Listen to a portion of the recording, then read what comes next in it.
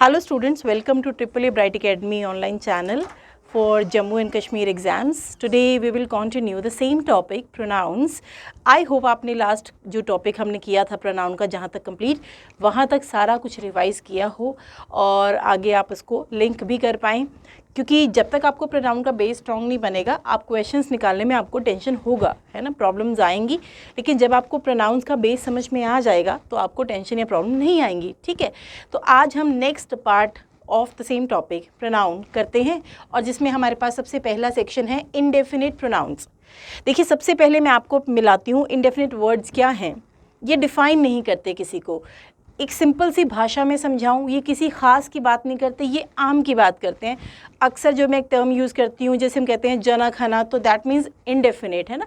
तो एक ऐसा कि जो रैंडम किसी की भी बात कर रहा है, एक ऐसा जो एक किसी की भी बात कर रहा है, वो किसी ख़ास या किसी एक पर्टिकुलर की बात नहीं कर रहा। So they are called indefinite pronouns. इनके बारे में हमें क्या ध्यान रखना है, ये दो ग्रुप्स में है, एक सिंगुलर और एक प्लूरल। तो सबसे पहले हम इसके सिंगुलर पॉइंट्स को क्लियर करते हैं और देखते हैं उसमें हमें क्या ध्यान रखना है। सिंगुलर में आते हैं जैसे anybody, anyone, anything. Anybody, anyone persons हो गए, एनीथिंग चीज़ें हो गई, ये भी इनडेफिनिट है। एनीथिंग मतलब कोई भी चीज़, ठीक है। एवरीबडी, एवरीवन, एवरीथिंग, समझ गए होंगे, ये भी रैंडम किसी की भी बात कर रहा है। नोबडी, नो वन, नथिंग और समबडी, समवन, समथिंग। इवन इसमें एक ईच वर्ड भी ऐड कर देते हैं, ईच और ईच वन। तो मेरे कहने का मतलब ये सब इनडेफिनिट है, ये डिफ़ाइन नहीं करते, किसी पर्टिकुलर की बात नहीं करते। और दूसरा पॉइंट क्या है, ये प्लूरल नहीं है, ये सब कौन है, सिंगुलर है। हमें कैसे पता चला, क्योंकि देखिए यहाँ तो या फिर बॉडी की स्पेलिंग देखो सिंगुलर है ना, सब में जिसमें भी बॉडी है, और या ONE1 लिखा है जिसका मतलब भी वो सिंगुलर है, और थिंग में भी एस नहीं आया, तो ये anything, anyone, anybody, something, someone, somebody, everything, everyone, everybody singular होते हैं। ठीक है, पहला रूल ही यही दिमाग में रखना है, क्योंकि हम गलती क्या करते हैं। देखिए, मैं एक यहाँ के एग्जाम्पल के अलावा एक एग्जाम्पल दूंगी। हम कहते हैं एवरीबडी हैज़ डन, हैज़ लगाते हैं, इज़ लगाते हैं, सिंगुलर वर्ब है, हैज़ सिंगुलर वर्ब है, ठीक है, यही लगाते हैं। एवरीबडी हैज़ डन और आगे हम क्या कर देते हैं, देयर वर्क, देयर वर्क। हमारे हिसाब से एवरीबडी सब लोग होते हैं, एवरीबडी के लिए देयर गलत है, एवरीबडी सब लोग नहीं होते। एवरीबडी एक समय में सिर्फ एक ही को अनाउंस कर सकता है, ये सबको एक साथ अनाउंस नहीं कर सकता। हाँ, हम यूज़ इसको तब करते हैं जब काम कौन कर रहा हो, सब। लेकिन हम सबकी एक साथ बात कर रहे हैं, ये वर्ड ऐसा एक्सप्लेन नहीं करता। जैसे मान लीजिए क्लास में स्टूडेंट्स हैं और आप कहना चाह रहे हो हर बच्चा क्लास से बाहर जा रहा है, तो हम कहेंगे everybody is going out of the class. Everybody use कब हुआ, जब क्लास के सभी स्टूडेंट्स बाहर जा रहे हैं। लेकिन क्या एवरीबडी सभी का एक साथ, है ना, डिक्लेरेशन कर सकता है? नहीं, एवरीबडी एक समय में सिर्फ एक को डूअर डिक्लेयर करता है, यानी सब को एक साथ डूअर डिक्लेयर नहीं करता। That is why the usage of this word is always singular. तो ये सब वर्ड्स में ये पॉइंट कॉमन है, ये कभी प्लूरल नहीं है। इनके लिए यूज़ किया जाने वाला वर्ब भी सिंगुलर हो, नीड में एस लगाया मैंने, जिसका मतलब ये सिंगुलर वर्ब है। और इनके लिए रिप्लेस किए जाने वाले वर्ड भी सिंगुलर हो, हिज और हर लगाया मैंने यहाँ पर, देयर नहीं लगाया, जो तो कि मेरे यहाँ पर भी हिज वर्क आना है। Everybody has done his work, तो देयर क्यों नहीं, क्योंकि everybody means one person at a time, एक समय पर सिर्फ एक ही बंदा। हाँ, यूज़ कब करेंगे इस वर्ड को, जब काम कौन कर रहे हैं, सभी। लेकिन ये सब का जिक्र एक साथ नहीं करता। ठीक है, सो ये जो वर्ड्स हैं सिंगुलर हैं और इनको रिप्लेस करता वर्ड भी सिंगुलर होगा, यानी कि प्रोनाउन भी इनका सिंगुलर आएगा। तो एवरीबडी, नीड्स आया, नीड क्यों नहीं आया, आर नहीं आएगा, इज आएगा, क्योंकि एवरीबडी सिंगुलर है। नीड्स हिज और हर, पेंसिल में हिज भी आ सकता है, हर भी आ सकता है, लेकिन देयर नहीं आ सकता, है ना। Each of the students is missing, his और हर, होमवर्क में हिज भी आ सकता है, हर भी आ सकता है, लेकिन क्रॉस किसको किया हमने, देयर नहीं आ सकता। तो ये थे हमारे इनडेफिनिट केस का सिंगुलर फेस। सिंगुलर में मतलब anyone, anybody, no one, nobody, someone, somebody, everyone, everybody, each, each one, ये वर्ड सिंगुलर है। ये तब यूज़ होंगे जब काम सब लोग कर रहे हों, लेकिन ये सबको एक साथ सब्जेक्ट की तरह डिक्लेयर नहीं करते, ये एक समय में सिर्फ एक को ही सब्जेक्ट डिक्लेयर करते हैं। इसी कारण इनके लिए यूज़ किया जाने वाला वर्ब भी और प्रोनाउन भी हमेशा सिंगुलर होता है। ठीक है, सो इसके बाद चलते हैं इनडेफिनिट का प्लूरल फेस। जैसे मैंने आपको बताया इनडेफिनिट के सिंगुलर फेस थे वो, अभी इनडेफिनिट मतलब वही रैंडम, किसी की भी बात कर रहा है। जने खने की बात कर रहा है, लेकिन अब इसका कौन सा वाला साइड देखेंगे हम लोग, प्लूरल वाला, राइट। तो प्लूरल साइड में देखिए बोथ है, बोथ हमेशा दो लोग होते हैं अगर आपको मालूम हो, है ना। फ्यू कुछ लोग होते हैं, मैनी भी कई होते हैं, अदर्स, सेवरल और ऑल भी आ सकता है इसके अंदर ना। तो ये सब कौन है, इनडेफिनिट है, ये सब की बात करते हैं, ये प्लूरल की बात करते हैं, ये सिंगुलर नहीं है, ठीक है। लेकिन ये भी पर्टिकुलर भी नहीं है, ये इनडेफिनिट है। इनडेफिनिट का मतलब आप समझ ही गए होंगे ना, anyone, anybody, someone, somebody, no one, nobody, everyone, everybody, each one, ये जने खड़े हैं। I mean to say ये कोई पर्टिकुलर नहीं है, ये आम की बात करते हैं, ये नॉर्मल किसी की भी बात करते हैं। वैसे ही ये है प्लूरल, लेकिन ये भी पर्टिकुलर नहीं है, ये भी आम की बात करते हैं, ये भी नॉर्मल जनरल सी बात करते हैं, ये एक पर्टिकुलर केस को नहीं दिखाते, ठीक है, डिफाइन नहीं करते, डेफिनेट नहीं दिखाते। सो बोथ मतलब दो, फ्यू मतलब एक से ज़्यादा, मैनी मतलब कई, अदर्स मतलब और सेवरल्स या ऑल मतलब भी कई होता है, ये सब प्लूरल हैं। इन सब के प्लूरल केस को हम हिज हर तो नहीं दे सकते, तो आप समझ गए होंगे, है ना। इन सब के प्लूरल केस को हम हिज या हर नहीं दे सकते। तो जैसे कि मेरा एग्जाम्पल यहाँ पे है, many will need their tablets, तो यहाँ पर देयर क्यों आया, क्योंकि many is a plural pronoun. वैसे ही many of the students are missing, देखिए आर आया इसके लिए, और देयर होमवर्क। अब इज़ और हिज होमवर्क क्यों नहीं आया, क्योंकि मैनी मतलब प्लूरल है। तो all the students are missing their notebooks, तो नोटबुक्स में देयर क्यों लिखा हमने, क्योंकि ऑल भी स्टूडेंट्स, सबकी स्टूडेंट्स की, सभी की बात कर रहा है। अगर every one of the students होता तो हिज आता, लेकिन ऑल द स्टूडेंट्स में स्टूडेंट्स सबका जिक्र कर रहा है ये word all.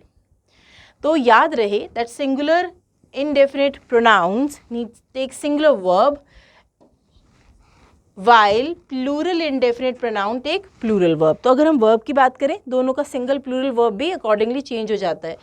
and note that difference between singular everyone हुआ तो देखिए works आया, देखा आपने, everyone अगर subject बना तो works आया, लेकिन अगर subject many बना तो work आया, verb है ये work।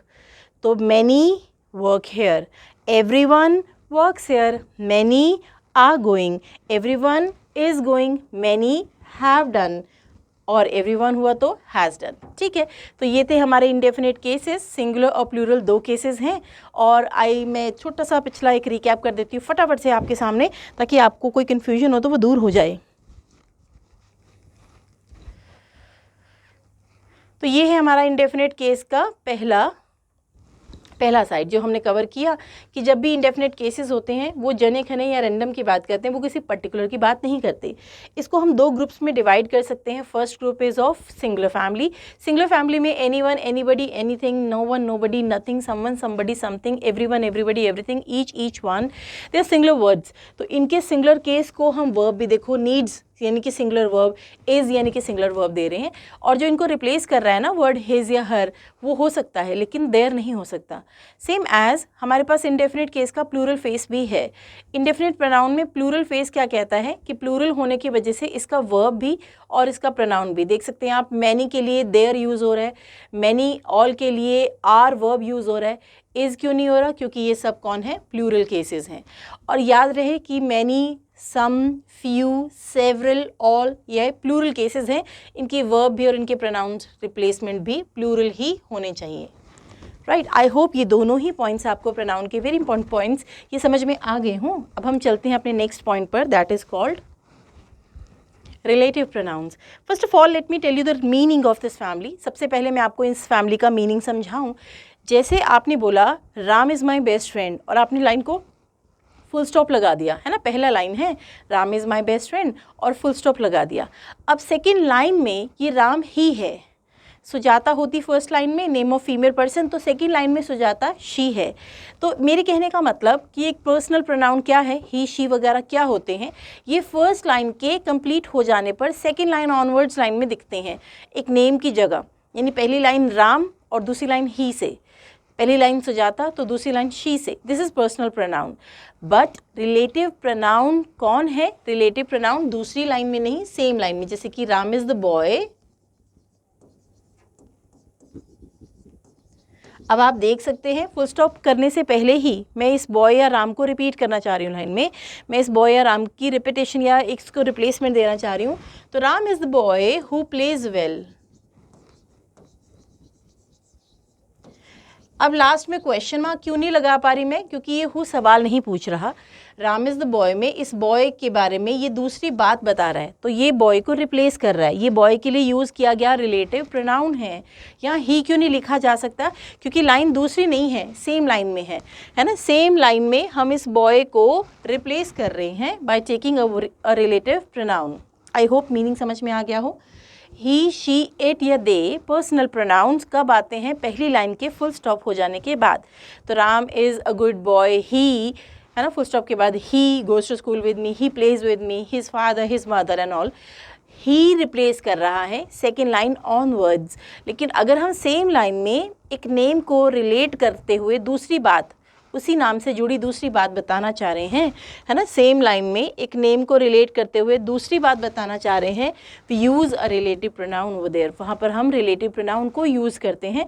और कैसा दिखाई देता है ये दिखाई देता है जैसे कि क्वेश्चनिंग प्रोनाउंस होते हैं ना, who, whom, whose, that, which, where, when।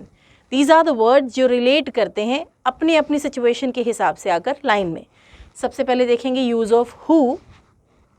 Use who if the pronoun is the subject. अगर सब्जेक्टिव वर्ड चाहिए तो हम हु लेकर आते हैं वर्ब के सामने, है ना। डिपेंडेंट क्लॉज जो भी है, अगर उसको सब्जेक्टिव वर्ड चाहिए तो हम हु लेकर आते हैं। जैसे कि द पीपल, लोग, people who just boarded the plane are in a rock band। अब देखिए ये लोग, इन लोगों को हमने who से रिलेट किया क्योंकि हमें इस वर्ब को सब्जेक्ट देना है। वो लोग जो अभी अभी प्लेन पर सवार हुए हैं वो एक रॉक बैंड में हैं। So people boarded the plane, ये मीनिंग है लाइन का। वो who क्या कर रहा है, उन पीपल के सामने ये वर्ब एडजस्ट कर रहा है। आई मीन इस वर्ब का सब्जेक्ट बना रहा है उन पीपल को। जैसे मेरा एग्जांपल था ना, Ram is the boy who plays well. अब देखिए इस लाइन से पता चला प्लेज वेल में एक सब्जेक्ट चाहिए, आपको इस वर्ब का एक सब्जेक्ट चाहिए, तो यहाँ हु प्लेज वेल जा सकता है। तो हु एक रिलेटिव वर्ड है, वो तब यूज़ किया जाता है जब लाइन में आप सब्जेक्ट को अनाउंस कर रहे हैं और वो एक वर्ब के सामने दिखाई देगा। जैसे कि बोर्डेड वर्ब है, उसके सामने वो हु है। जस्ट तो सिर्फ एडवर्ब का काम कर रहा है, बोर्डेड वर्ब और उसके सामने वो सब्जेक्टिव वर्ड चाहिए तो हु आया। इसमें होम क्यों नहीं आ सकता, क्योंकि पीपल हमने डूअर डिक्लेयर करने हैं, हमने पीपल को वर्ब का सब्जेक्ट डिक्लेयर करना है, तो हु यूज़ हुआ for this people. I wish आपको ये पहला पॉइंट हु रिलेटिव प्रोनाउन से जुड़ा समझ में आ गया हो। चलते हैं सेकंड की तरफ। Second option is whom। It's a very easy option, ये बहुत आसान है। Use whom if the pronoun is the object. अब whom कब आता है, जब प्रोनाउन क्या चाहिए, हमें एक ऑब्जेक्ट चाहिए, वर्ब के सामने ना होकर वर्ब के बाद चाहिए। Of the verb in the dependent clause, dependent clause में वो एक ऑब्जेक्ट चाहिए होता है, जिसे अभी आपको एग्जाम्पल से क्लैरिफाई हो जाएगा। द कज़न, अभी भी लाइन एक ह्यूमन बींग से स्टार्ट हुआ। The cousin whom we met at the family reunion is coming to visit us। तो प्रोनाउन क्यों लिया हमने ऑब्जेक्ट वाला, क्योंकि हमें इस लाइन का ऑब्जेक्ट देना है। देखो the cousin whom we met, वो कज़न जिसको हम मिले थे, is coming to visit us। तो use whom if the pronoun is the object। अगर प्रोनाउन ऑब्जेक्ट है तो of a preposition in the dependent clause, दूसरी जगह कहाँ होम जाएगा, जैसे बाय के बाद और अबाउट के बाद, टू के बाद, है ना, फॉर के बाद, फ्रॉम के बाद हम कभी हु नहीं लिख सकते। शॉर्टकट बताऊँ, प्रेपोजिशंस के पीछे लिखना हो तो कभी भी हु नहीं लिख सकते, हुम लिखते हैं। तो देखिए the agent with whom, for whom, about whom, by whom, to whom, from whom, prepositions के बाद whom। So the agent with whom I spoke was able to help me। अब देखिए I spoke was able to help me से पहले whom क्यों आया, क्योंकि हमने एक preposition के बाद जो लिखना है। तो whom लिखने के दो केसेस हैं। whom लाइन में अगर एक वर्ब का ऑब्जेक्ट फील हो, डूअर ना हो, वो बंदे हो जो काम नहीं कर रहे, तो होम आ जाता है। या फिर एक प्रेपोजिशन के बाद में लिखना हो तो भी हमेशा होम आता है, ये ध्यान रखिएगा। तो आसान है दोनों पॉइंट्स। हु कब आता है, जब एक वर्ब के सामने सब्जेक्ट चाहिए। होम कब आता है, जब एक वर्ब के बाद ऑब्जेक्ट चाहिए, या फिर एक प्रेपोजिशन के बाद ऑब्जेक्टिव वर्ड चाहिए। तो प्रेपोजिशंस के पीछे और वर्ब के बाद वाला हमेशा whom होता है। ठीक है, मैं एक बार फटाफट से इसका रिकैप दे दूँ आपके सामने दोनों स्लाइड्स दिखाते हुए। देखिए, तो रिलेटिव प्रोनाउन कौन है? एक वर्ड जो रिलेट करता है एक नाउन को ही, कंटिन्यू करता है एक नाउन को ही, उसके बारे में एक और ओपिनियन बताता है, एक और बात बताता है, that is called a relative pronoun. एक ही लाइन में आता है, दूसरी लाइन में नहीं, ये सेम लाइन में दिखाई देता है। तो इन फैमिली मेंबर्स में who, whom, whose, that, which, where, when है, जिसमें सबसे पहला वर्ड हु है आपके सामने, और हु एक सब्जेक्ट होता है, हु वर्ब के सामने आता है। जो भी फॉलोइंग क्लॉज होगा, जो भी पीछे वाला सेंटेंस होगा, उसके अंदर एक वर्ब रहेगी। अगर उस वर्ब के सामने चाहिए तो वो हु होता है। जैसे कि द पीपल हु बोर्डेड, तो आप अगर ध्यान दें, बोर्डेड वर्ब से पहले हम पीपल को सब्जेक्ट डिक्लेयर करना चाह रहे हैं, बोर्डेड वर्ब से पहले है तो हु आ गया। लेकिन अगर हमें एक वर्ब के पीछे चाहिए, जैसे कि the cousin whom we met, आप देखो यहाँ पे मेट वर्ब के सामने कौन है? वी, तो वो सब्जेक्ट हुआ। और मेट वर्ब के बाद वाला केस है ये हुम, तो कज़न कौन है? वी मेट द कज़न, ये मीनिंग हुआ ना लाइन का। तो वही सब्जेक्ट है, कज़न ऑब्जेक्ट है, तभी ये हु नहीं हुम बन गया। या फिर अगर आपने कभी एक प्रेपोजिशन के बाद में लिखना है तो that is always an objective case. तो प्रेपोजिशन जैसे मेरे सेंटेंस में विद लिया, विद हो सकता है at, for, from, to, by, कोई भी प्रेपोजिशन हो सकता है। उसके बाद अगर लिखना पड़ जाए तो भी हमेशा होम ही जाता है, कभी भी हु नहीं जाता। राइट, आई होप आपको ये दोनों पॉइंट समझ में आ गए हों। अब चलते हैं अपने नेक्स्ट पॉइंट की तरफ। रिलेटिव प्रोनाउन का नेक्स्ट पॉइंट आपके सामने है हुज। बहुत आसान है ये हुज वर्ड, क्यों? क्योंकि ये रिलेट करता है किसी ह्यूमन की बिलोंगिंग को। तो whose as a relative pronoun to indicate possession by people, ध्यान रखिएगा, possession by people, non living के लिए नहीं। पोजेशन मतलब समझते हैं, बिलोंगिंग, बिलोंगिंग ऑफ ह्यूमन, आप ये कह सकते हैं आसान भाषा में। बिलोंगिंग ऑफ ह्यूमन को ये शो करता है। Let's go through the example here. Never go to a doctor whose office, अब ये किसका ऑफिस है? डॉक्टर का ऑफिस। तो हुज क्या कर रहा है? डॉक्टर को उसके ऑफिस से पोजेस्ड शो कर रहा है, बिलोंग्ड शो कर रहा है। तो never go to a doctor whose office plants have died, तो ऑफिस प्लांट से ये इसको जोड़ रहा है। ठीक है, same as I have a friend whose cat is annoying. अभी फ्रेंड का रिलेशनशिप किससे दिखाया जा रहा है? उसकी कैट से। तो कैट एक नॉन लिविंग ऑब्जेक्ट है। ऑफिस प्लांट्स भी हम ह्यूमन नहीं कह सकते हैं, तो लिविंग, लेकिन ह्यूमन नहीं कह सकते। कैट भी ह्यूमन नहीं है लेकिन लिविंग कह सकते हैं, बट ह्यूमन नहीं कह सकते। आगे कुछ भी हो जिससे बिलोंग शो करना है, जिसकी बिलोंगिंग को आप शो कर रहे हो वो ह्यूमन है। जैसे कि here is the man, here is the man whose car, car. So whose car is has been parked here?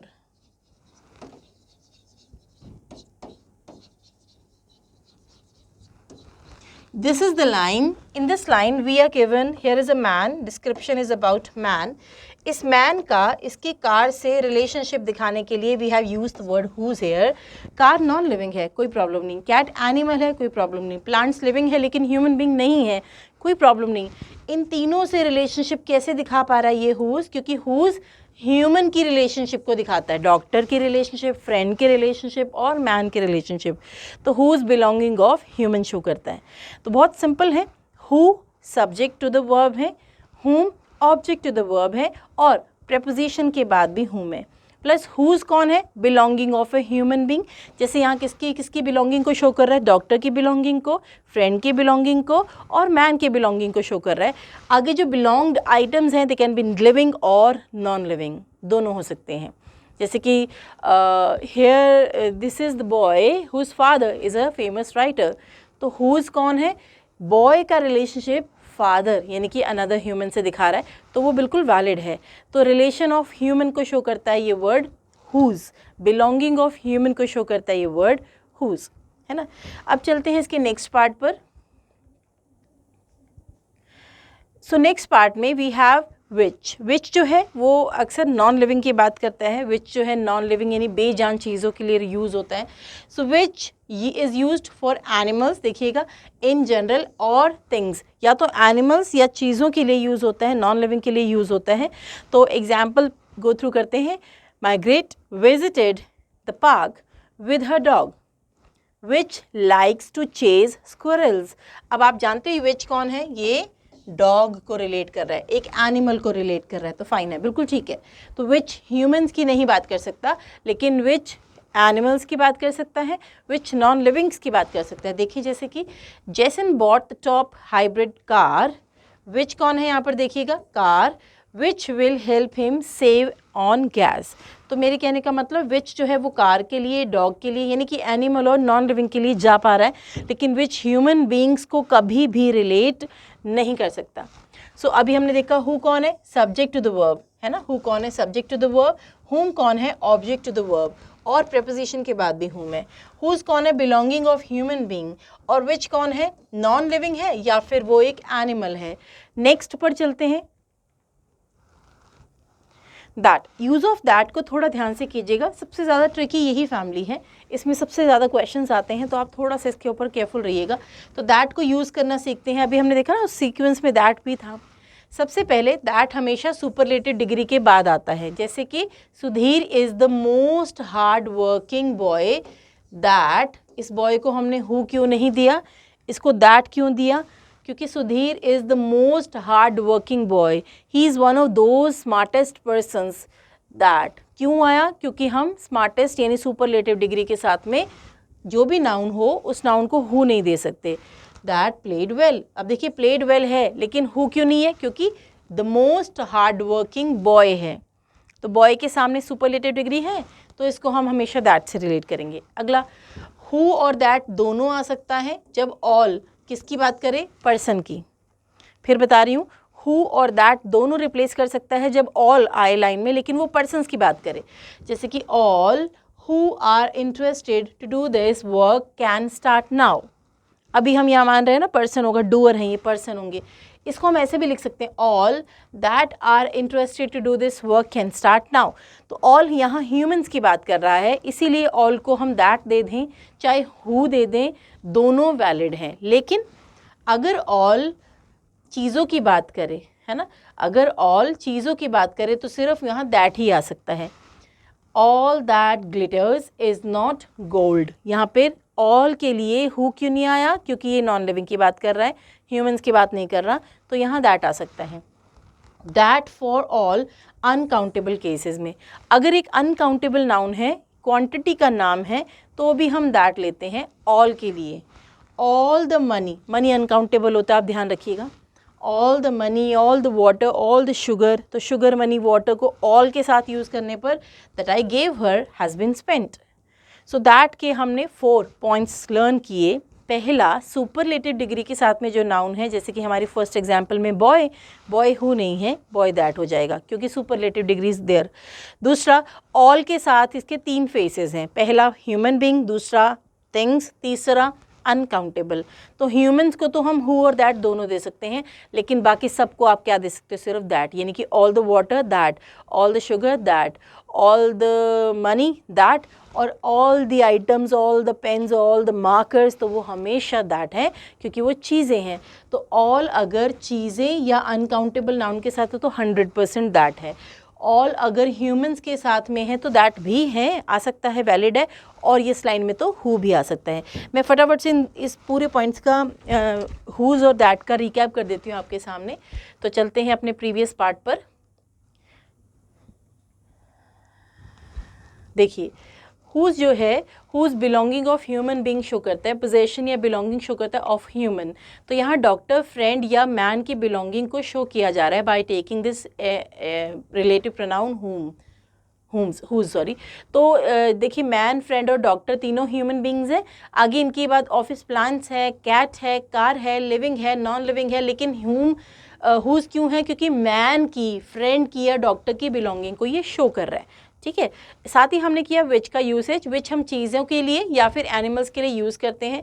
मेरी दोनों ही लाइंस में एक में मैंने एक एनिमल रखा डॉग और एक में मैंने car, that is a non living item, तो दोनों को विच से रिलेट करा जो कि बिल्कुल वैलिड है।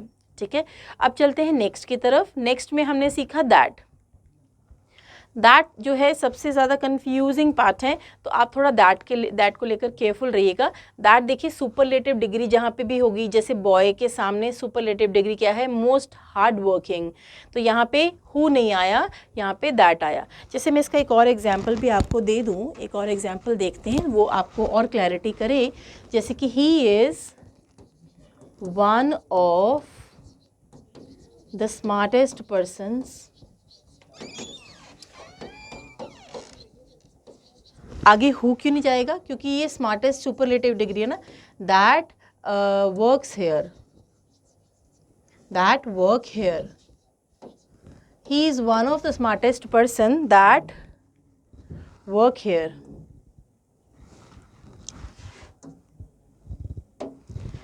तो he is one of the smartest persons, देखिए सुपरलेटिव डिग्री आया ना, तो मुझे यहाँ क्या लेना पड़ेगा, दैट, और इसके बाद वर्क आया। एस क्यों नहीं लगा इसमें, क्योंकि ये पर्सन्स को रिलेट कर रहा है, ये ध्यान रखिएगा।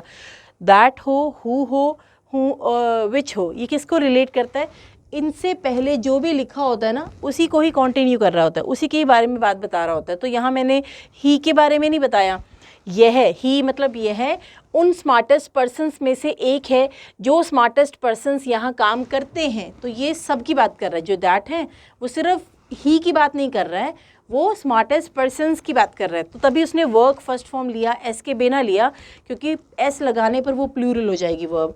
सो जैसे मैं एक और इसको सिंप्लीफाई करूँ, he is one of the smartest persons that are लेगा, he is one of the smartest persons that were लेगा।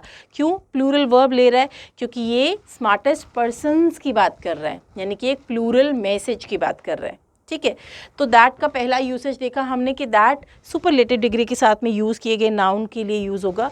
दूसरी बात है ऑल, अगर आई लाइन में अगर वो ह्यूमंस की बात करे तो आ सकता है हु, दैट भी आ सकता है, हु भी आ सकता है। लेकिन ऑल अगर नॉन लिविंग की बात करे, ऑल अगर क्वांटिटी के नेम की बात करे तो कभी भी हु नहीं आएगा, कभी भी विच नहीं आएगा, हमेशा दैट आएगा। तो ये जो रिलेटिव प्रोनाउंस की ह्यूज फैमिली है, हमने इसका काफ़ी हद तक सेक्शन आज गो थ्रू किया। आई होप ये आपको हेल्प करें।